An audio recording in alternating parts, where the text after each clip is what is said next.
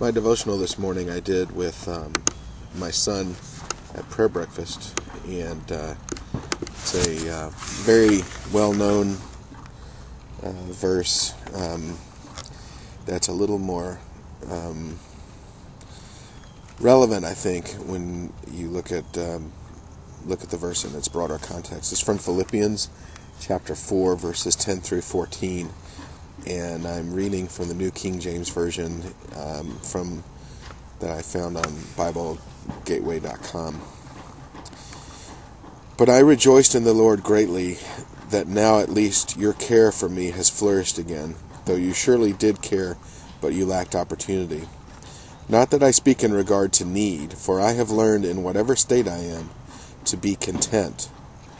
I know how to be abased, and I know how to abound. Everywhere and in all things I have learned both to be full and to be hungry, both to abound and to suffer need. I can do all things through Christ who strengthens me. Let me also read the New International Version, which I think is a little easier to understand.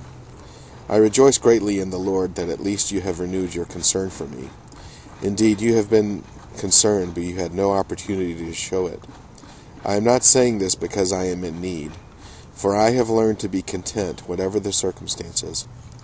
I know what it is to be in need, and I know what it is to have plenty. I have learned the secret of being content in any and every situation, whether well-fed or hungry, whether living in plenty or in want.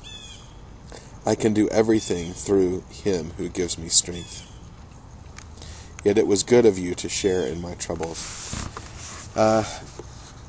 This really speaks to me in everything that I'm going through right now. The ability to be content, and even beyond being content, to find joy regardless of circumstances, is something that is my new mission every day.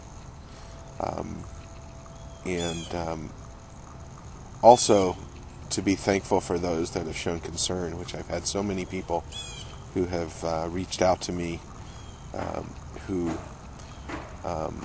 have either remembered me, emailed me, commented to me, reached out to me,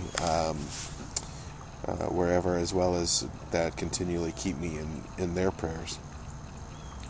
And these are strangers, these are people that I know, they're family members.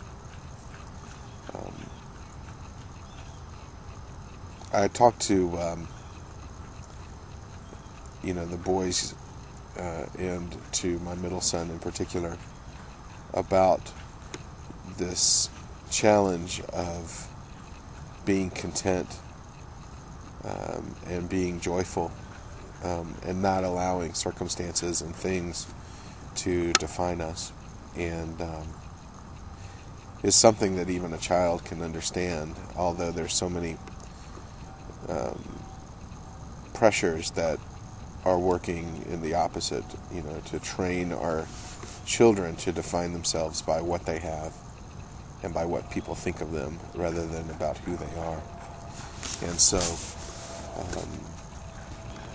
I sit outside in my yard today and look up at the clouds and the sky, and I listen a bit.